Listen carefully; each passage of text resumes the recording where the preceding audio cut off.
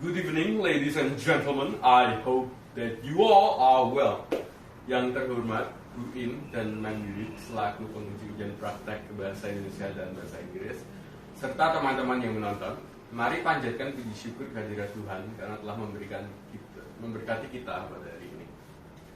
Hari ini saya akan menyampaikan pidato tentang keprihatinan saya akan budaya literasi di kalangan pelajar Indonesia. Hal ini mungkin dianggap sepele oleh kebanyakan masyarakat, tetapi dampaknya terhadap kualitas sumber daya manusia kita memang benar-benar terasa.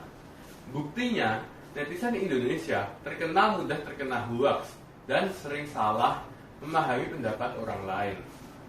Dan netizen Indonesia malah suka mengata-ngatai dan mengolok-olok pendapat orang lain. Tetapi mereka tak bisa mempertanggungjawabkan apa yang mereka cuitkan di internet. Okay, for starters, Indonesia ranks 60th out of 61 countries in literacy rate according to a recent study by UNESCO. Now, considering Indonesia is a member of the G20, which is the top 20 economic powerhouse countries in the world, this might come as a bit of a shock.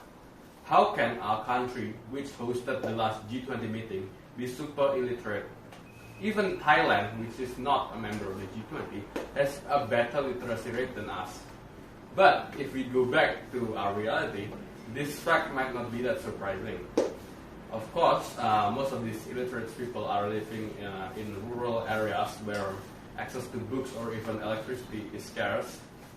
But most modern Indonesian people, like you and I, also have quite low literacy skills due to spending most of their free time scrolling through their phones, wasting their time instead of doing something productive. Now, let's be honest, this sounds familiar to most of us. I am also guilty of this so-called phone addiction. What's more, I would say that the habit of reading books is not familiar to most Indonesians because it was never taught. Most of us only open one book, which is a textbook, before an exam. This observation is evident by the number of public libraries in Indonesia, which is not much. Also, being a second world country means that the libraries we have are quite fully stocked, and let's just say that they are not the most comfortable place to read in. I mean, come on! Many of our public libraries are only 4 meters by 4 meters and are filled with 4 shelves of books. Many of them are children's drawing book, picture book.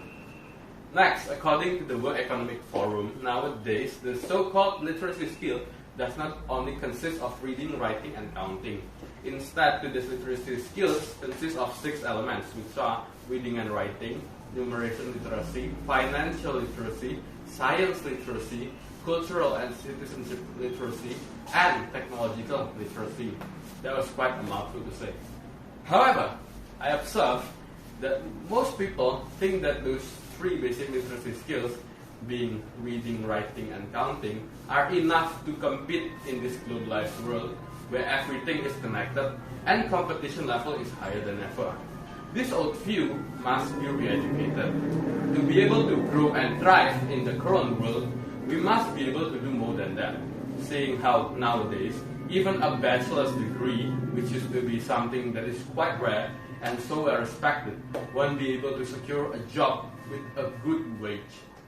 According to UNESCO, there are currently 750 million adults and 264 million dropouts with very low basic literacy levels. That's some math. There's 7 billion people, so about 1 in 7 people is quite illiterate. This is a very big problem in our era where information is what makes people successful. Nowadays, almost every kind of data is recorded to keep the world moving consistently. An inability to understand this data means that we won't be able to use the most important tool in modern age, which is information. For example, people who know their way around the law can file lawsuits and win a lot of money.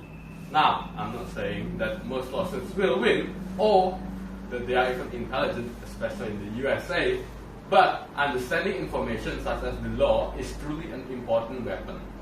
What can we do without being able to read, write, or count well? Most of these people will live a very rough life because they are only able to do underpaid, back-breaking work. By being able to understand the world through literature and thinking critically, we can make our own contributions to humanity by doing research. Now, remember the saying, book is the window of the world. Well, as it turns out, that saying is not just a hyperbole. Through books, we can learn knowledge on how the world and society works, how to become a better version of ourselves, and so much other kind of information. Now, most of us, normal people, don't really have the ambition nor the time to read, since, we are too busy working and surviving in this hot and cold world. Not only that, books can also give us pleasure in the form of stories such as novels, where we can imagine many thrilling, romantic, and exciting journeys through the words of the author. What's more, reading will train us in understanding and solving complex problems. This translates to us being a better problem solver in the real world. The final question is, why are our youth so uneager to read? I suspect this is due to the amount of entertainment available on the internet. Modern entertainment like video games, Netflix shows, and YouTube videos are so easy to enjoy. Now imagine this. After a long day, you are very tired, bit sad. Would you rather binge your favorite series or read a 300-page book about how money works? See, you see my point now. You only have to tap your device and enjoy whatever is playing on the screen. Only a little bit of brain power is required to do that. On the other hand, reading requires comprehension and focus. Some people might find it hard to focus after a hard day's work, very tired. I would also say that students nowadays have less free time than what they did back in the 90s. Students nowadays have a bigger burden to perform well in school. How can they not? School has become such a competitive environment that sometimes studying is seen only as a tool to compete.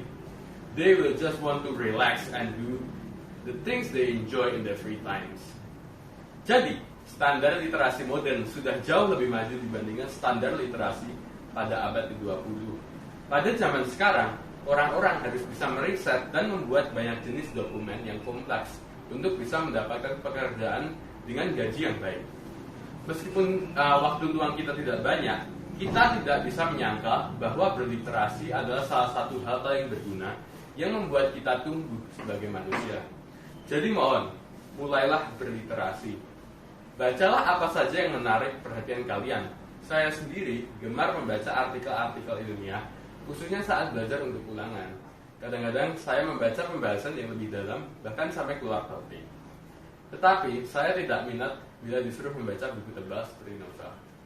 Mulailah membaca apapun yang kamu inginkan, dan kamu akan merasakan dampak positifnya.